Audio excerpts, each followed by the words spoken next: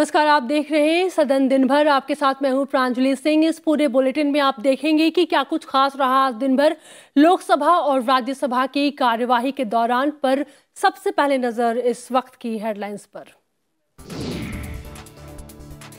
आधार card को मतदाता सूची से जोड़ने वाले निर्वाचन विधि संशोधन विधेयक 2021 को संसद की मंजूरी। विधेयक लोकसभा के बाद राज्यसभा में से भी पारित।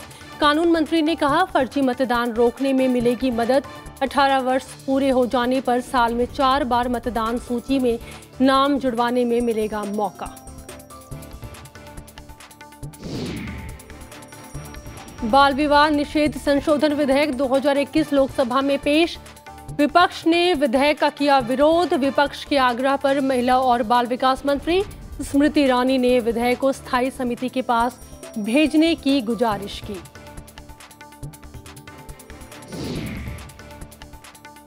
आंतरिक आतंकवाद पर पूरी तरह लगाम लगाने में सफलता के करीब सरकार। लोकसभा में प्रश्नकाल के दौरान उठे एक सवाल का जवाब देते हुए गृह राज्य मंत्री ने कहा, वामपंथी उग्रवाद के मामलों में 1 साल के भीतर 70% की कमी।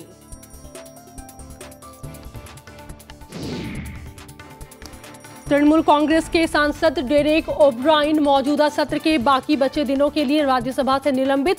रूल बुक को आसन की ओर उछालने के मामले में हुई कार्रवाई। ओब्रायन को शामिल कर कुल 13 विपक्षी सांसद इस सत्र से हुए निलंबित।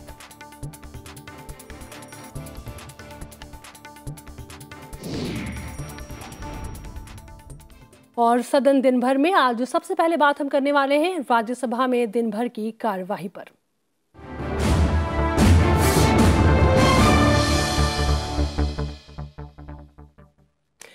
राज्यसभा में आज संसद में विपक्ष के भारी विरोध के बीच निर्वाचन विधि संशोधन विधेयक 2021 को पारित कर दिया गया है। विधेयक में मतदाता सूची में दोहराव और फर्जी मतदान रोकने के लिए मतदाता पहचान कार्ड और सूची को आधार कार्ड से जोड़ने का प्रस्ताव किया गया है। इसके अलावा विधान कार्य विचार लौटाए जाने के लिए विधेयक विनियोग संख्यांक 5 विधेयक 2021 को सदन के पटल पर रखा गया है। इसके अलावा आसन की ओर नियमावली पुस्तिका उछालने के मामले में तृणमूल कांग्रेस के सांसद डेरेक ओब्रायन को सदन से निलंबित कर दिया गया है।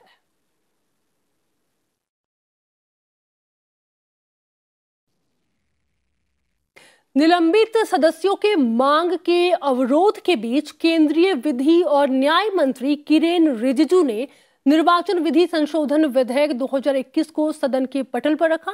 बिल पर बोलते हुए विधि और न्याय मंत्री ने कहा कि सरकार ने निर्वाचन कानून में संशोधन का प्रस्ताव इसलिए किया ताकि यह सुनिश्चित हो सके कि कोई व्यक्ति एक से अधिक निर्वाचन क्षेत्र में पंजीकरण नहीं करा सके और फर्जी मतदान को रोका जा सके।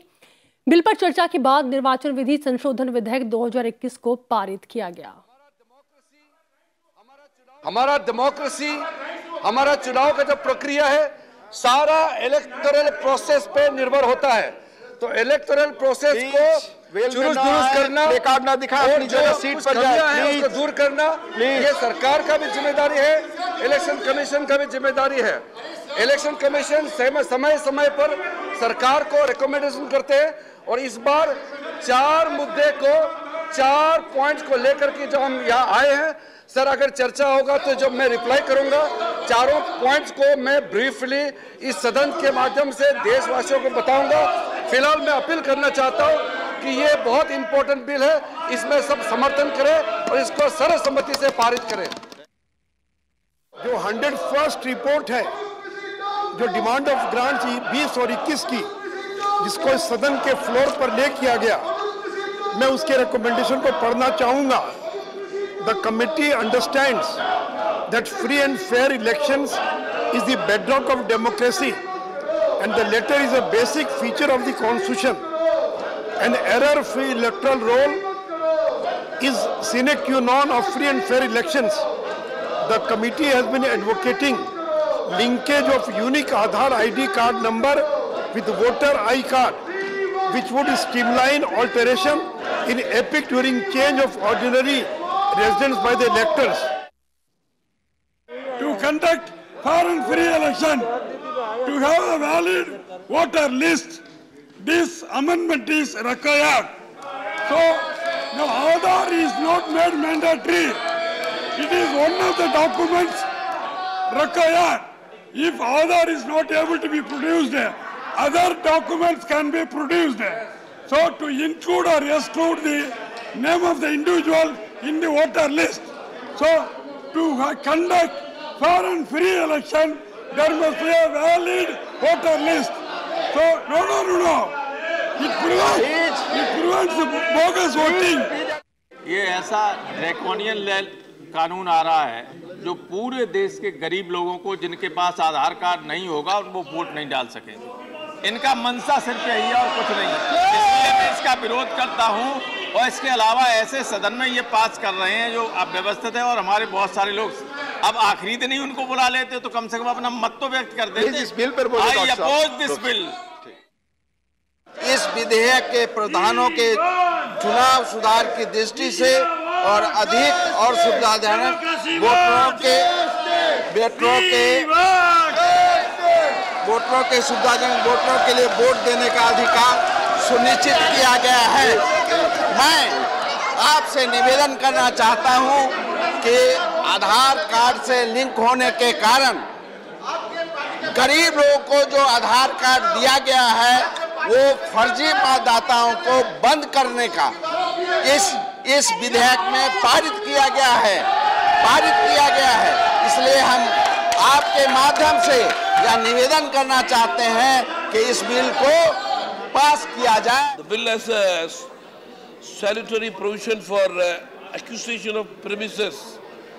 In the past, we have seen that there have been some malpractices at premises hired for storage of ballot boxes and other materials, sir. If the authorities conducting the elections are empowered to acquire premises for such purposes, I am sure it will certainly lead to greater fairness in the election process, sir.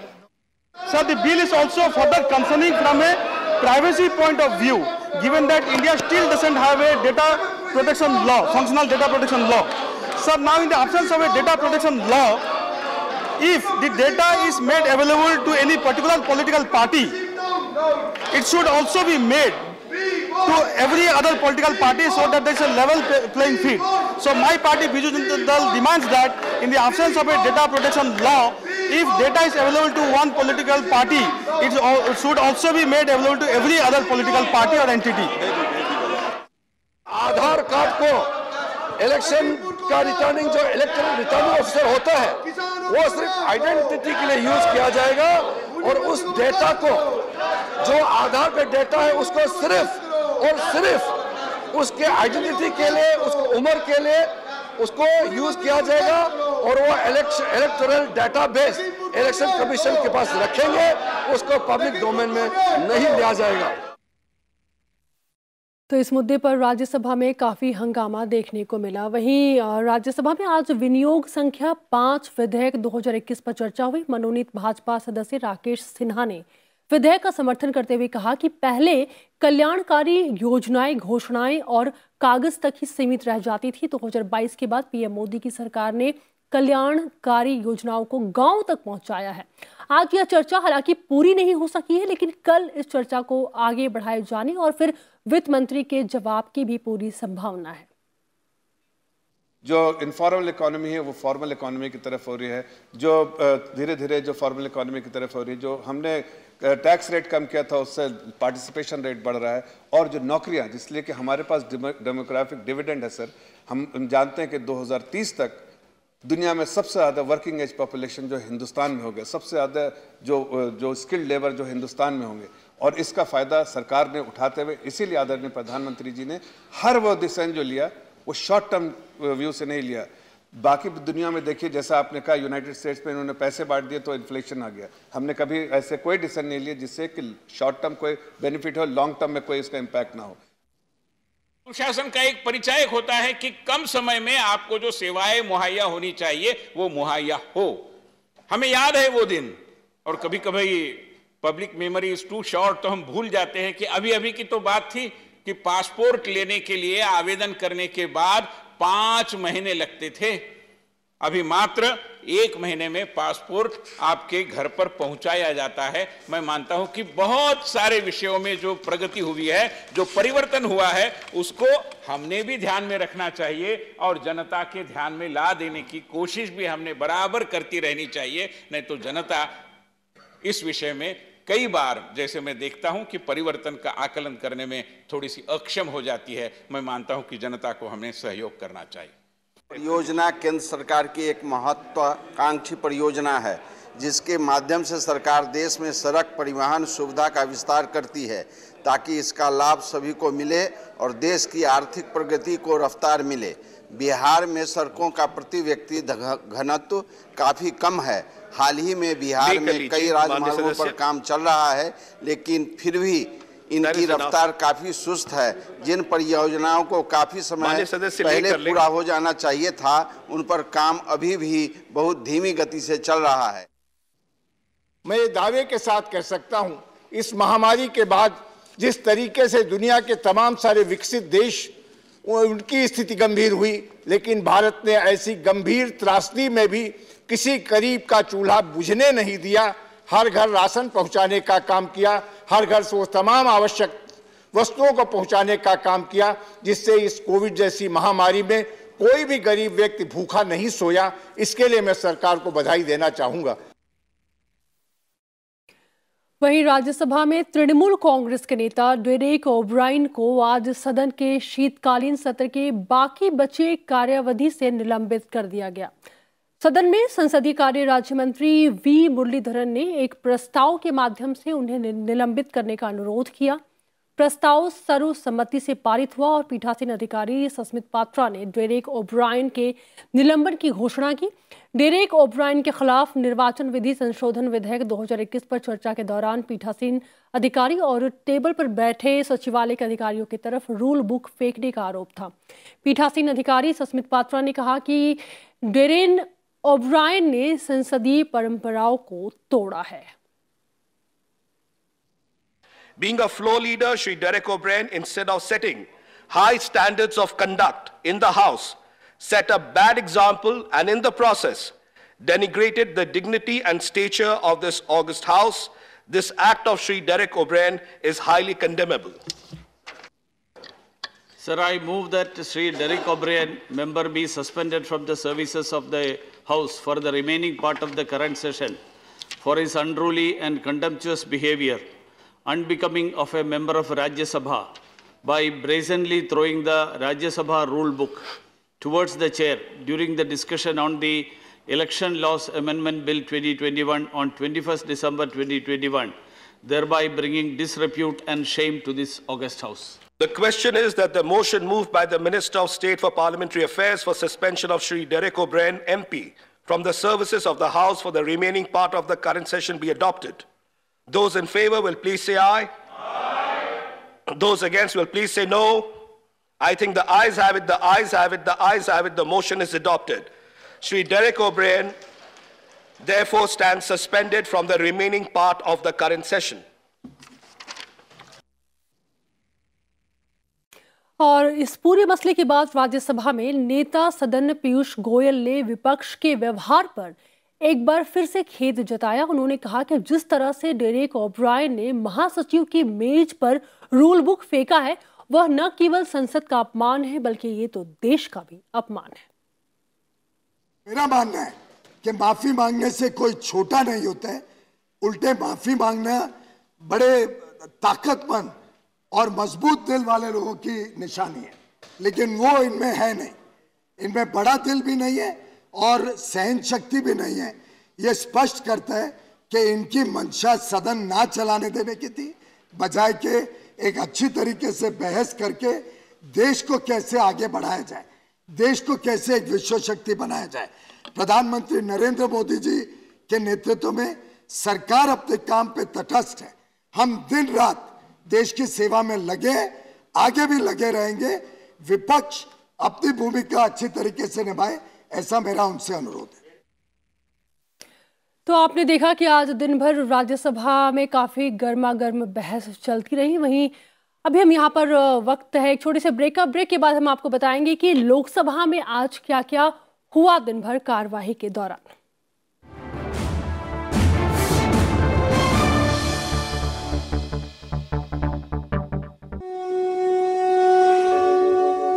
यदा यदा हि धर्मस्य ग्लानिर्भवति Bharat अभ्युत्थानम् अधर्मस्य तदात्मानं सृजाम्यहम्। I am standing at the spot where Yogeshwara Krishna recited the Bhagavad Gita and taught Dhanurdhara. You can see the tree behind me. Bhagavad Gita जब जिसने भावपूर्वक उसका अध्ययन किया तो अनुवाद करने की आवश्यकता नहीं लगी, अनुवाद स्वतः अंदर से प्रस्फुटित होने लगता है। भगवद गीता का महात्म्य के बारे में हम जानेंगे, बातचीत करेंगे अंतर्राष्ट्रीय गीता महोत्सव के बारे में। देखिए कार्यक्रम इतिहास गुरुवार रात 9 बजे सिर्फ संसद टीवी पर।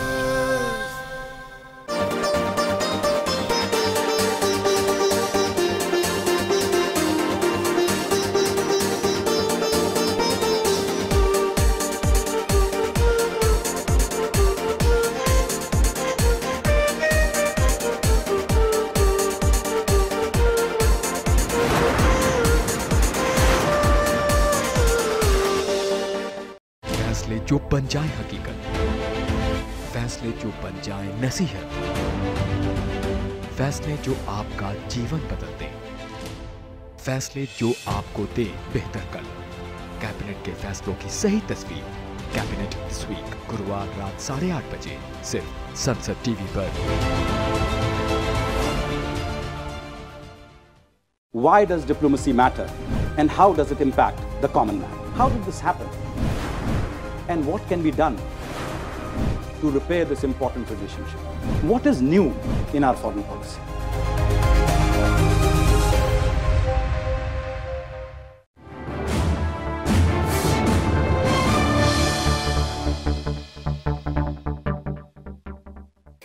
ब्रेक के बाद एक बार फिर से आपका स्वागत है और अब बात लोकसभा की।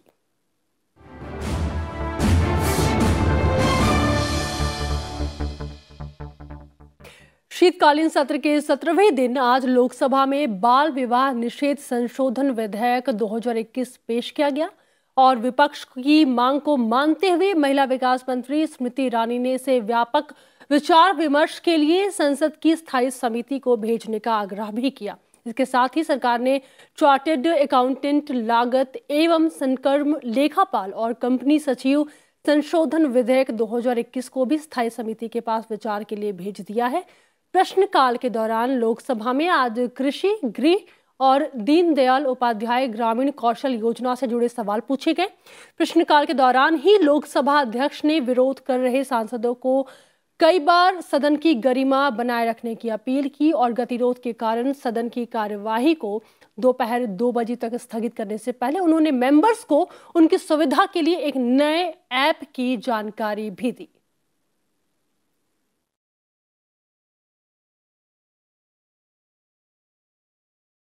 आज जब लोकसभा में बाल विवाह निषेध संशोधन विधेयक 2021 पेश किया जाना था तब विपक्ष ने काफी विरोध जताया था। कुछ मेंबर्स ने तो बिल अचानक लाए जाने का विरोध भी किया, तो कुछ विपक्ष के सांसदों ने इस बिल को गैर संवैधानिक बताया। विपक्ष का कहना था कि इस बिल को व्यापक विचार विमर्श के लिए संसद की स्थायी समिति के पास भेज दिया जाए। ये बिल स्टैंडिंग कमेटी में तुरंत रेफर किया जाए। ये हमारा मांग है, ये बिल स्टैंडिंग कमेटी में तुरंत रेफर किया जाए। This bill needs total discussion among all stakeholders.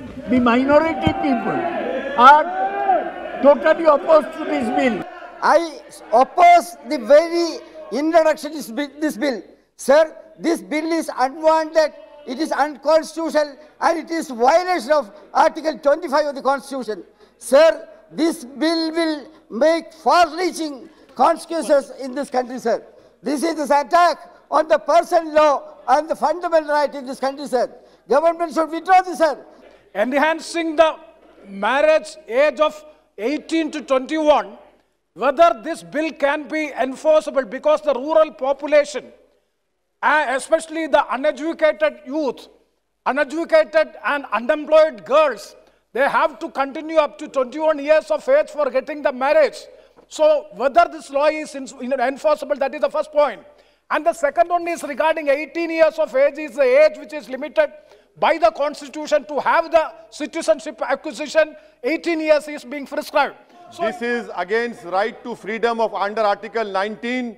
An 18-year-old can choose a prime minister, can have a live-in relationship, can have a sexual relation under POSCO Act, but you are denying them right to marriage. What have you done for the 18-year-old? The women labor participant force in India is lower than Somalia. महिला विकास मंत्री स्मृति ईरानी ने bill के पक्ष में कई दलीलें दी। उन्होंने कहा कि 2015 से अब तक करीब 20 लाख बाल विवाह रोके गए हैं। 15 से 18 वर्ष की आयु के बीच 7% लड़कियां गर्भवती पाई गई हैं। ऐसे में इस बिल को लाना बेहद जरूरी है।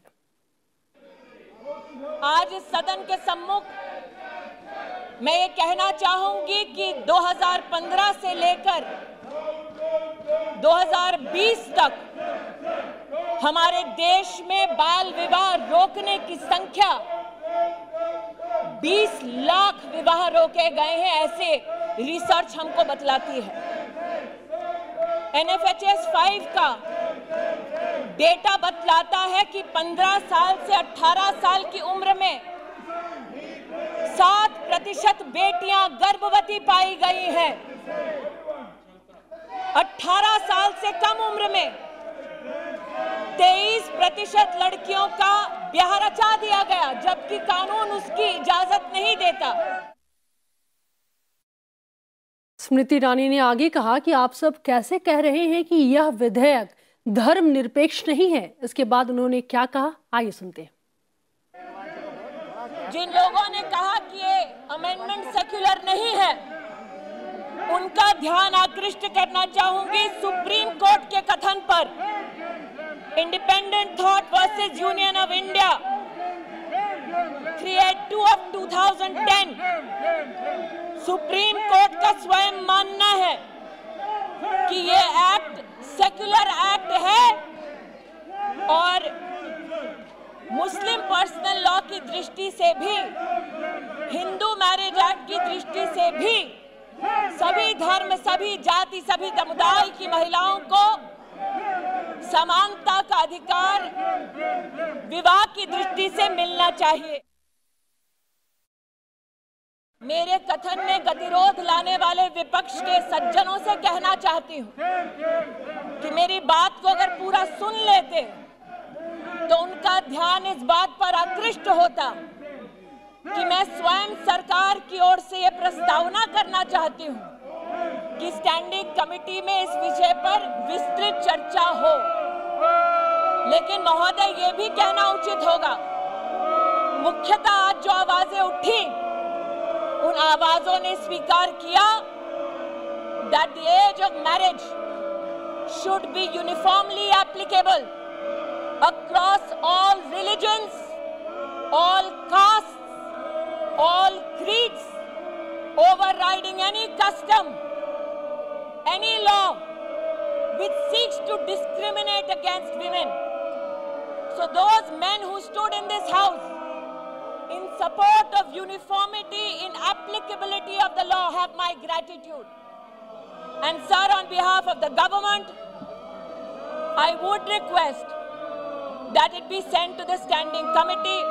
हमारे प्रधानमंत्री जी ने इस प्रस्तावना को अपना आशीर्वाद दिया कि इस देश में किसी महिला के साथ भेदभाव ना हो। हमारे प्रधानमंत्री जी ने इस प्रस्तावना को आशीर्वाद दिया कि जब 15 और 18 साल की बेटियों का गर्भवती होने से 10% मिसकैरेज का चांस रहता है, तो बेटियों के संरक्षण में ये प्रस्तावना सदन के सम्मुख प्रस्तुत की जाए। महिला संरक्षण और सम्मान के लिए प्रधानमंत्री के इस ऐतिहासिक कदम के लिए मैं देश की बहनों की ओर से उनका आभार व्यक्त करती हूं, उनका अभिनंदन करती हूं और सदन से विनम्रता से अपील करती हूं कि मुझे ये इंट्रोड्यूस करने दिया जाए। है कि विधेयक को प्रस्तावित करने की अनुमति प्रदान की जाए। जो सदस्य इसके पक्ष में वो हाँ कहें, जो सदस्य इसके विरोध में वो ना कहें। मेरे विचार में निर्णय हाँ वालों के पक्ष में हुआ, हाँ वालों के पक्ष में हुआ। माननीय मंत्री जी विधेयक को प्रस्तावित करें। माननीय मंत्री जी, ओके। बाल विवाह निषेध संशोधन विधेयक 2021 के पेश होने के बाद संसदीय कार्य राज्य मंत्री अर्जुन राम मेघवाल ने सदन को सूचित किया कि वित्त मंत्री निर्मला सीतारमण ने चार्टेड अकाउंटेंट, लागत एवं संकर्म लेखापाल और कंपनी सचिव संशोधन विधेयक 2021 को स्थायी समिति के पास विचार करने के लिए भेजने का आग्रह कर दिया है। निर्मला सीतारमण ने 17 दिसंबर को इस विधेयक को लोकसभा में पेश किया था। आइटम नंबर 25 पे जो अभी अंकित है, the chartered accountants and the cost and works accountant and company secretary amendment bill 2021, इसको स्टैंडिंग कमेटी में भेजने के लिए मंत्री जी ने निवेदन किया है। मैं आपके माध्यम से ये बात सदन के समक्ष रखना चाहता हूं कि इसको स्टैंडिंग कमेटी में भेज दिया जाए। और लोकसभा में आज प्रश्नकाल के दौरान कृषि, गृह और दीनदयाल उपाध्याय ग्रामीण कौशल योजना को लेकर सवाल पूछे गए। बीजेपी के सांसद सुनील कुमार सिंह ने जानना चाहा कि एनआईए की गतिविधियों से आंतरिक और वामपंथी आतंकवाद की गतिविधियों में कितनी कमी आई है। जवाब देते हुए गृह राज्य मंत्री नित्यानंद राय ने कहा कि इस बाबत जुटाए गए आंकड़े बताते हैं कि आंतरिक आतंकवाद पर पूरी तरीके से लगाम लग चुका है। मैं आपके माध्यम से सरकार से यह जानना चाहता हूं कि एनआईए के कार्रवाइयों से हिंटर आतंकवाद जैसे जो पहले देश में घटनाएं मुंबई अक्षरधाम में होती थी, तो हिंटर आतंकवाद तथा वामपंथी गतिविधियों में कितनी कमी आई है, इसके संबंध में मैं आपके माध्यम से मंत्री जी से आग्रह करूंगा कि जानकारी देने की कृपा करें। मोदी सरकार के ठोस एवं सकारात्मक कदमों के कारण हिंटरलैंड आतंकवाद में काफ़ी कमी ही नहीं आई है। आज के डेट में यह शून्य है। अगर 2013 वर्ष के आंकड़ों को देखा जाए तो हिंटरलैंड आतंकवादी संबंधी घटनाएं 4 घटनाएं हुई थी, बड़ी घटनाएं हुई थी और उसमें 23 लोगों की मृत्यु हुई थी और सैकड़ों लोग घायल हुए थे, जो आज वर्ष 2020 में घटकर शून्य हो गई है। इस प्रकार से हिंटरलैंड आतंकवादी गतिविधियों में कमी ही नहीं आई है, रोकथाम भी हुई है और कोई घटनाएं 2020 में के आंकड़ों के हिसाब से अभी तक कोई घटना नहीं घटी है। और आज तमाम गतिरोध के बीच लोकसभा अध्यक्ष ने सांसदों को एक ऐप के बारे में जानकारी दी। इस ऐप के जरिए सदन की कार्यवाही को सीधे उसके प्रसारण के साथ साथ दैनिक कामकाज से जुड़े दस्तावेज भी देखे जा सकते थे। उन्होंने आग्रह किया कि जितने भी मेंबर्स हैं वो अपने फोन में और टैब में इस ऐप को इंस्टॉल करें। माननीय सदस्यों को सूचित किया जाता है कि आपके सुलभ उपयोग के लिए एक मोबाइल ऐप तैयार किया गया है, जिसके माध्यम से आप अपने मोबाइल टैबलेट में जैसे उपकरणों पर संसद की कार्रवाई के प्रसारण के साथ साथ संसदीय पत्रों और अन्य महत्वपूर्ण संसदीय दस्तावेज को देख सकते हैं। इस ऐप के माध्यम से आप संसदीय कार्यों से संबंधित सामग्रियां, विशेष रूप से आज के पत्र, लाइव टीवी, संसदीय कार्य, प्रश्न उत्तर, डिबेट, परिचालित किए गए कागजात, सदस्यों के संबंध जानकारी, बुलेटिन भाग 1, बुलेटिन भाग 2, समिति के कामकाज, विधेयकों से संबंधित जानकारी आदि अवलोकन कर सकते हैं। ये ऐप आपके लिए बहुत उपयोगी रहेगा। मेरा आप सभी से अनुरोध है कि आप अपने अपने संसदीय क्षेत्र में भी आपकी क्षेत्र की जनता को उस ऐप को डाउनलोड करो, ताकि आप संसद में इस तरीके के आचरण आपकी क्षेत्र की जनता को दिखा सको। और सदन दिन भर में आज के लिए इतना ही। आगे भी आप सब देखते रहे संसद टीवी। नमस्कार।